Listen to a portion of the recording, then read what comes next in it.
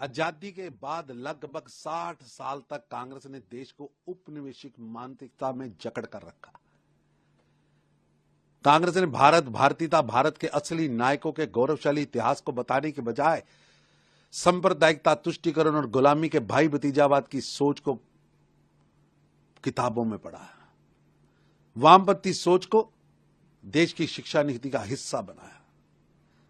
कांग्रेस कार्यकाल में जानबूझकर स्कूल की किताबों में हमलावरों, अत्याचारी मुगल शासकों को महानायक, महामंडित किया गया और भारत की धरती की लड़ाई लड़ने वाले, भारत की संस्कृति, सभ्यता और धर्म की लड़ाई लड़ने वाले नायकों को, चाहे वो भक्ति काल के गुरु परंपरा के लोग हों या दास परंपरा के लोग हों या देश भर में संत साधु, उन सबको छोटा दिखाया गया।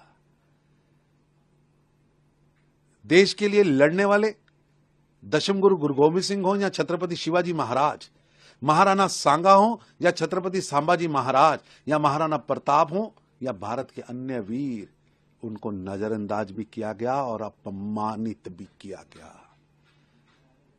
और चुपचाप कांग्रेस ये विशेला काम भारत की शिक्षा नीति में लगातार 6 दशक तक करती रही।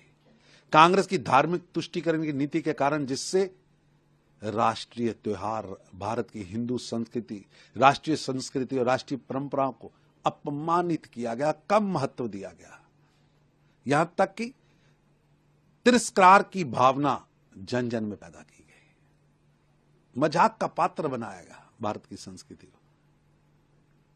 सोनिया गांधी जी राष्ट्रीय स्वयंसेवक पर टिप्पणी करने से पहले जरा अपना गिरेबान झांकिए।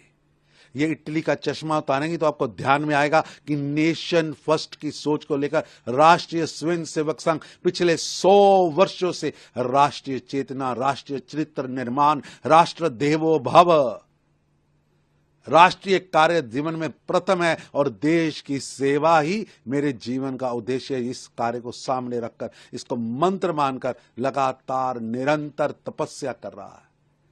ये इटली का चश्मा उतारेंगे, आपको देश, देशभक्ति, भारत, भारतीयता, भारतीय इंस्टीट्यूशन, भारतीय स्वयंसेवी संगठन और राष्ट्रीय स्वयंसेवक जैसा समुद्र जैसा विशाल राष्ट्रीय संगठन समझ आएगा और उसका समर्पण समझ आएगा। इटली का चश्मा तो उतारिए।